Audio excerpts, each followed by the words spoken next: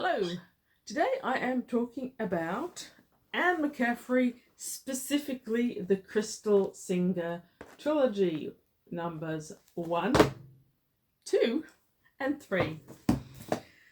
So I have recently reread number 2 and 3. I don't feel I can really talk about them without mentioning the first one as well, which, as you see, has lived a very, very tough life, having been discovered by myself at a tender age in my early teens and reread and carried around the world for some years. However, all the pages are still here. They are more or less in order most of the time, and I'm very pleased to still have it. So that one's Crystal Singer, the second one is Killashandra, and the third one is Crystal Line. This is an awesome and, I would say, in many ways really, really dynamic, exciting, and for its time pretty unusual book series.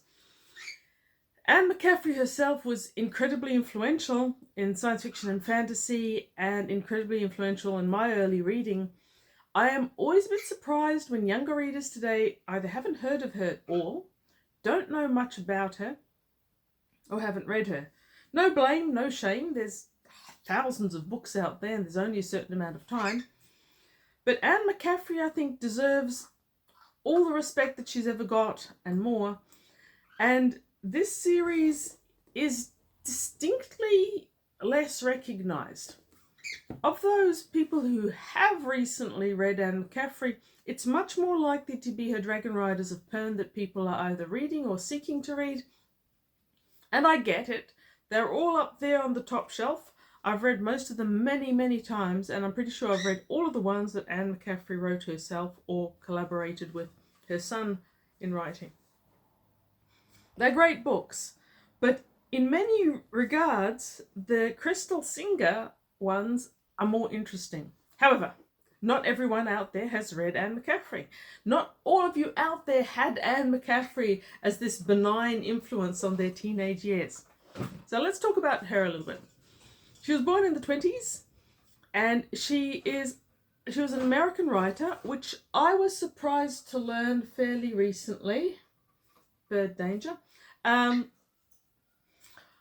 discovered her in the, gonna say 80s or 90s, at which time she was living in Ireland. I always thought of her as a United Kingdom author, and I only later learned that when she divorced from her husband in, it might have been 1950 or 1970s, she then moved to Ireland, which had certain tax advantages to artists. Now, there's a lot about her. She first had 2 short stories published in the 50s, and she didn't really, I think, take off as an author until the 60s, and I think her first story was the Ship series. So that's very much a science fiction series, The Ship Who Sang and all the other ones that followed it, with a strong AI, very early AI look at what would happen if a person's brain is put into a mechanical, the ship in question. Now, she started those off as stories, and one of the things I loved about Anne McCaffrey, I only learned about her later when the internet came around, but you can tell in her writing. At one time, she was quoted by her son as having said, "I was so tired of all the weak women screaming in the corner while their boyfriends were beating off the aliens. I wouldn't have been. I'd have been there swinging with something or kicking them as hard as I could." And that comes through very much in her female characters, of which she has marvelous female characters. And while some of it's dated a little bit, I would argue that the way that she writes male and female dynamics is very comforting, and it was certainly very innovative for the early days when she was writing. Now, there we go. Made a fast stand in Ireland, competing for the 1971 publication Dragon Quest. I believe her first story was published by Campbell in the US. There we go. First Pern story, Where Search, was published in 1967 by John W. Campbell and Analog Science Fiction. In fact, it won the Hugo Award. She won, and she was the first woman to win a Hugo Award. The next year she was the first woman to win the first Nebula Award.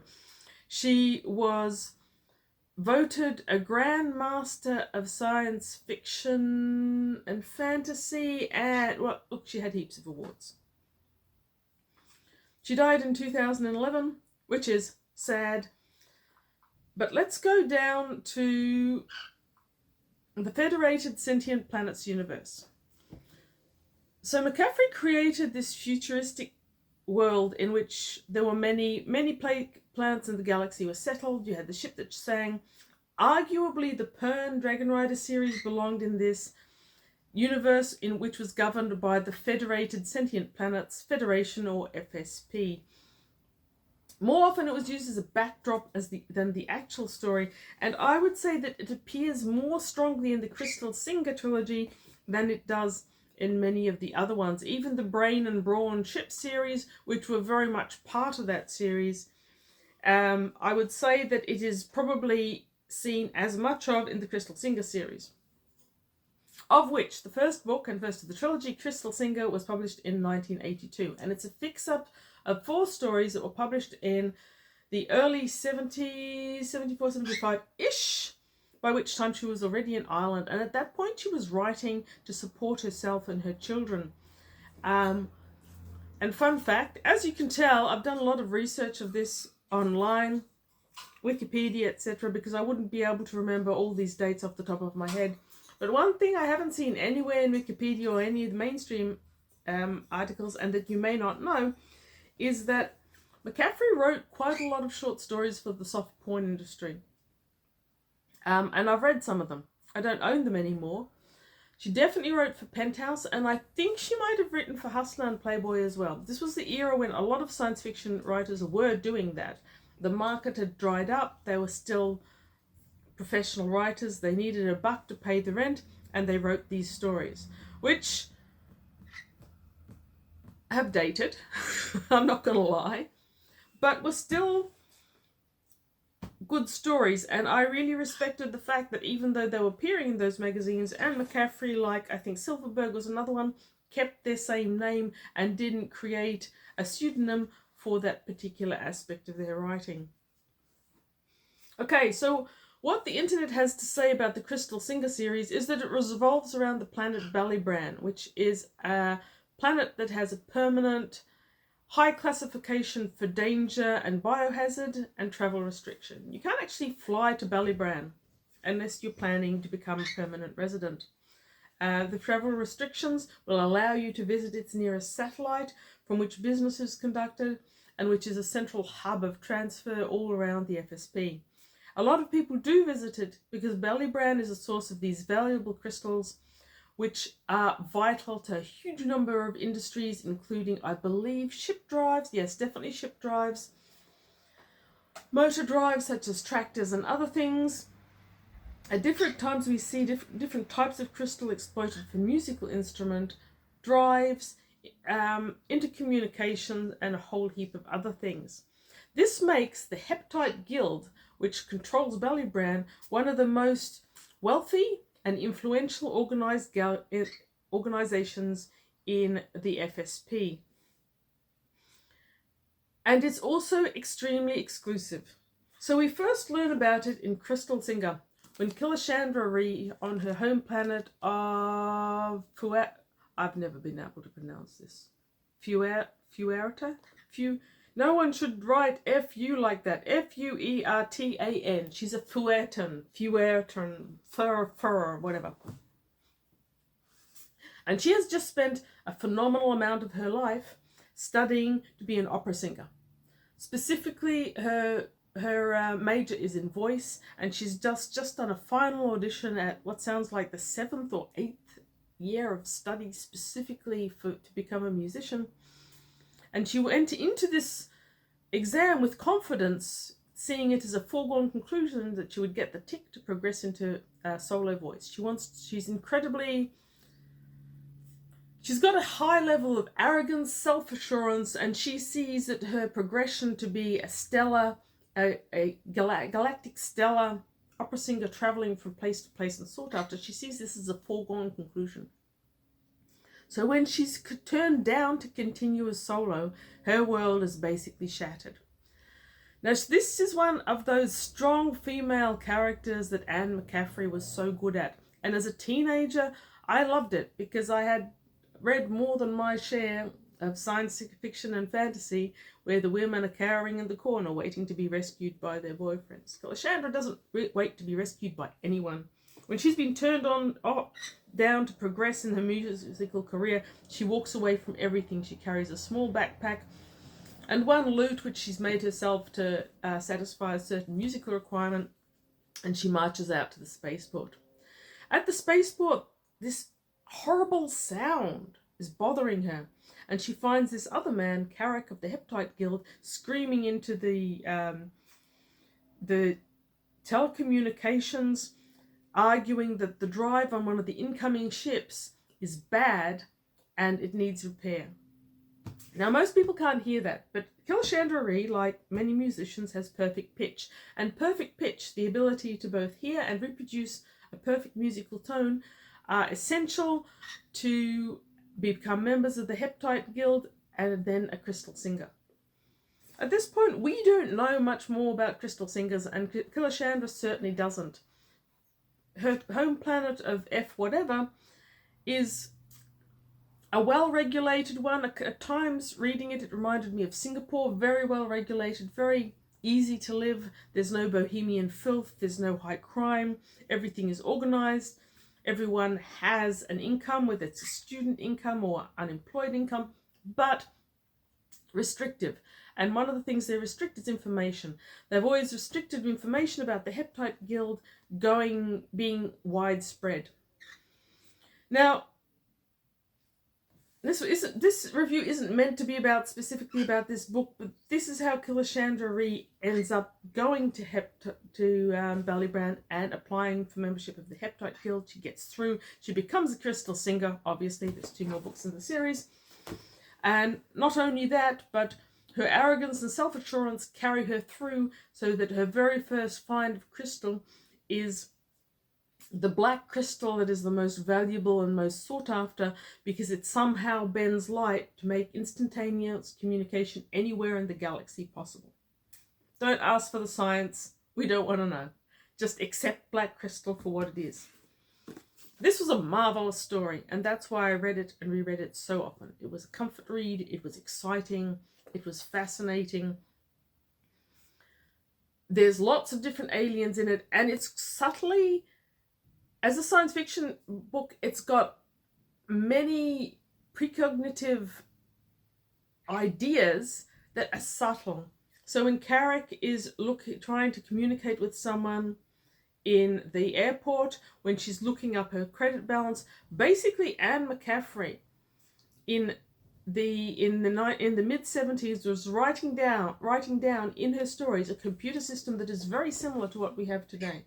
And a lot of early science fiction writers failed to really foresee how ubiquitous computers were going to be, but McCaffrey differently did. Okay, at the end of Crystal Singer, she has found acclaim. She has become integrated into the Heptite Guild. She is a high-ranking crystal singer, and we learn so much about the dangers and the threats and the pure weirdness of life on Ballybrand, because everyone who goes there has to stay. The way in which they become inducted into the planet, spores invade your body, and basically you end up with a symbiosis between the human organism and the spore. So that causes a few different changes, including a lack of ability to reproduce. It increases longevity. It increases healing. So crystal singers who are incredibly injured throughout their working life heal almost instantaneously. That's when a full adaptation to this with the spore has been made. If a full adaptation isn't made, then you end up with people who've got a decrease in some sense, though often an increase in another. Some people, their eyes increase to see into the ultraviolet and infrared. Other people will lose all hearing. There's no way of predicting how it's going to happen. But there is the best type of adaptation you can get, and I forget the name of it. It's a particular type of adaptation where basically you get a small fever and you don't suffer like most of the people who adapt to.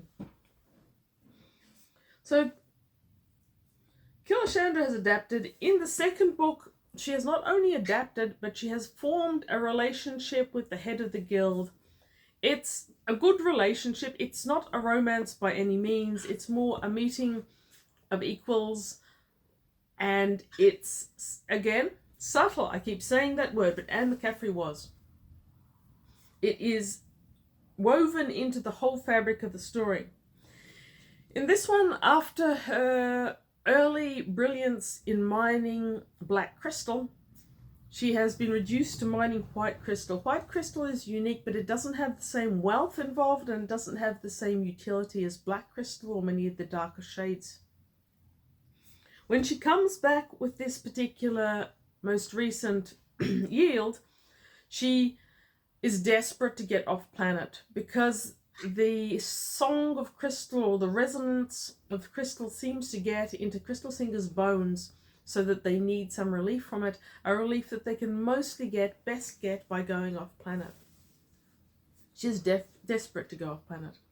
And she has finally got enough money to afford the incredibly expensive travel that all crystal singers engage in. Only crystal singers, by the way. Anyone else coming to Ballybrown, not making a full adaptation, is stuck on the planet forever. They can never leave without their spore basically killing them. So having got this white crystal shipment, Killashandra is pressured by the second in command of the guild to take it to a specific planet, the planet of Optheria, where they rely heavily for annual tourist income from people coming to the music festival. The music festival is all about these Optherian organs, which are unique in the universe and which are powered only by white crystal. The biggest, most important organ has had all its crystal shattered, and so this shipment of white crystal that she's just cut is due for Optheria, and the guild insists that a guild member has to install it. Now, there's a bit of an intrigue woven in with this mission because Killashandra is also being asked to investigate the extremely coercive and autocratic measures that the Optherian government has over its members, and to see if they're popular or not. They are not popular.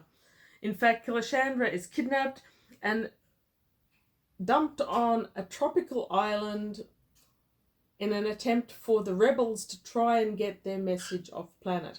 And that's what this really beautiful cover represents. And I love the ocean and I love the tropics, so I particularly love that aspect of the book. There's a lot of sailing, there's a lot about islands and marine life, and a tropical island lifestyle that I think Anne McCaffrey very much borrowed from our own Pacific Islanders.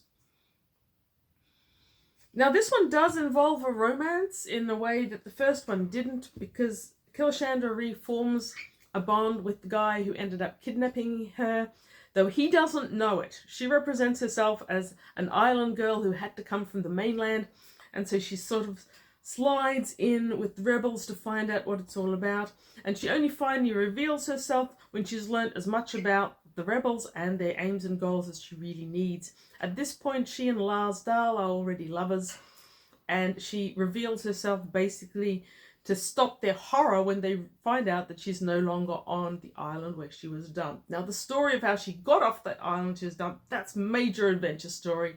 It's great. Loved every bit of it. So this is a fairly large book, but it doesn't feel that way. It goes fast, and I was rereading it, so I was reading it fast anyway.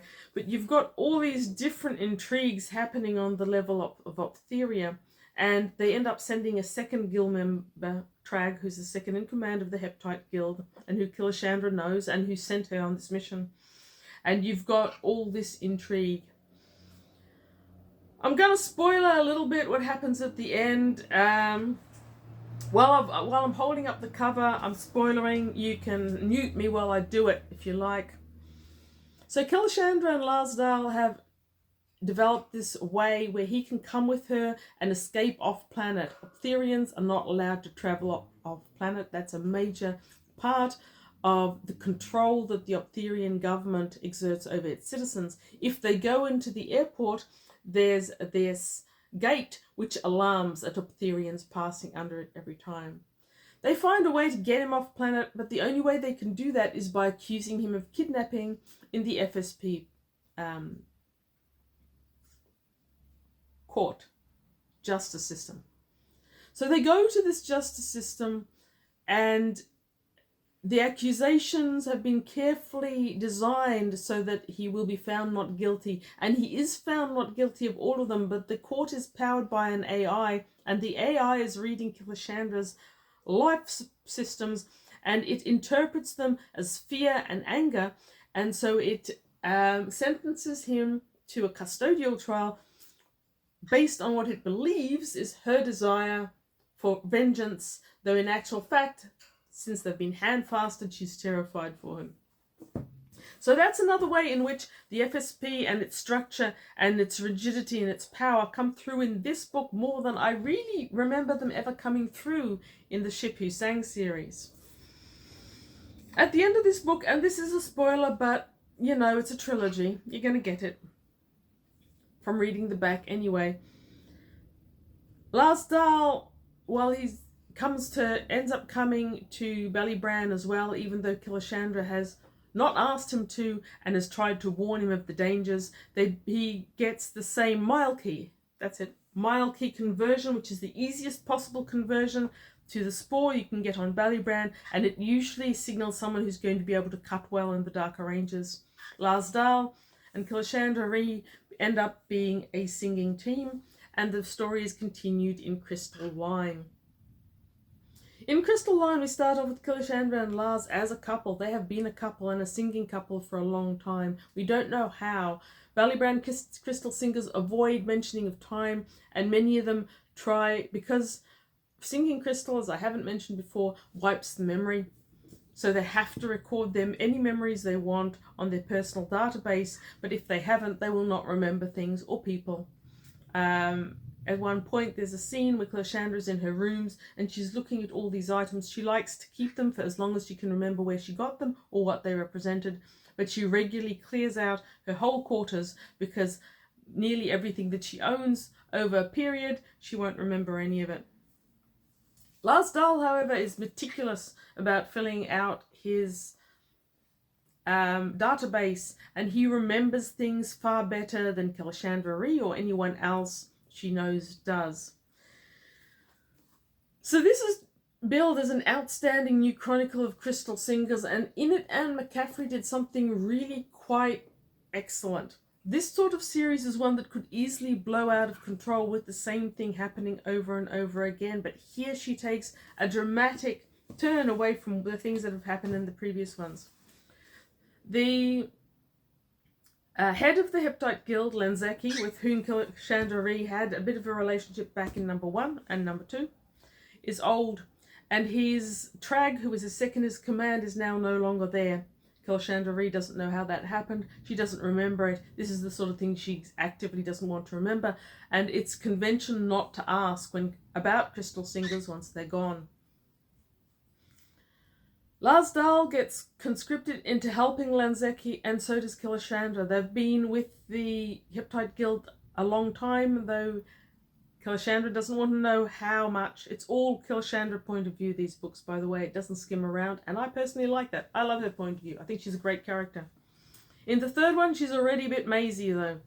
She's hazy on details, she's mazy on things, still a really strong character, still an excellent cutter who brings in huge amounts of crystal for the guild, and padding her own wallet at the same time. Larsdale, her partner, is a bit of a different type, however. He's a bit more altruistic, a bit more easygoing. He keeps them sailing the seas of Ballybran when they can't go anywhere else. In this one, Lenzaki asks them to go to a planet and investigate a find that may or may not be a rival to Ballybran crystal. When they get there, they call it the opalescence, and it's a fluid metal type thing covering this meteorite, and it has opalescent colours wafting through it. They try a few various things to figure out what it is and then to communicate with it. And Killashandra, at least, is certain this fluid metal is actually sentient. Now, after they've finished that particular mission, they go off with a brain and brawn ship from the McCaffrey's other series, though the brawn is currently in rehab and they only get the brain, the ship. And these ships make a couple of appearances in this trilogy. If you love them, you'll see more of them here. So they go off and they do what they normally do, which is go on holiday to a new world, explore, have a great time. But they keep being drawn back to the opalescence, and they finally give it pieces of soured belly bran crystal to see if it will aid them in communication. When they get back to Ballybran, Killashandra is more than a little bit mazy, and she starts noticing that Larsdahl is spending more and more time with Lanzeki, and eventually Lanzeki dies. After that, she goes fully into the ranges with in an effort to quell her grief by singing crystal, and she has no more memories, and she succeeds in doing that. She succeeds in even forgetting that Lanzeki is dead, even though he's been a massive part of her world for decades, more decades than she can remember. Next thing that happens is that Larsdahl is actually elected to be head of the guild, but Killashandra is in full denial, and when this is forced upon her, this knowledge, she breaks, takes her own sled into the ranges, cuts on her own, and then slowly but surely tries to forget all this has happened, and indeed forget Larsdahl himself. This has been a long video. Reapy Cheap is bored. He wants me to know he's bored. So you've got this really departure from the two previous books. You've got stuff happening, and it's exciting stuff, but it once again brings you to the edge of your seat in the way that events in both the previous books managed to do, but they're completely different events. And I do find that a lot of the early trilogies and even more recent ones keep you intrigued by using the same plot line with minor deviations over and over. But in Crystalline, Anne McCaffrey takes you in a whole different direction. And eventually, Killashandra and Larsdahl are reconciliated, and the opal and the opalescence have got a part to play in that. And it is a happy ending, which Anne McCaffrey never really revisited, as far as I know. As far as I know, it is completely a trilogy. It's a standalone. While you've got links to the Brain and Brawn ones, it stands alone as its own little thing, and it's marvelous for what it is. I do thoroughly recommend them. I have not even started to plumb the depths, not even the depths. It's like I probably haven't even told you really 20% of what happens in these books, and I can't emphasize enough how enjoyable they were. When I first encountered them, the protagonist was unique, the story style was unique. I'm sure there have been plenty of other crystal mining type books invented since. I seem to think that I've read one or two, but I don't think that anyone has ever really done what Anne McCaffrey did in her Crystal Singer trilogy. I do thoroughly recommend them, even if committing to the trilogy seems like a lot to do all at once. They actually read quite fast, and the technology is not hard to follow. It's given as part of the world building, and you could read them over a long period of time. You could read this one this year, this one in a year or two, if you can wait that long. I'm not sure you can. And having finished this one, you might progress eventually onto Crystalline. They are all quite unique in colour and tone, but Killashandra herself never feels like any character except herself. So, thank you for listening to this review of what is essentially a reread or two. And read good books, maybe even these.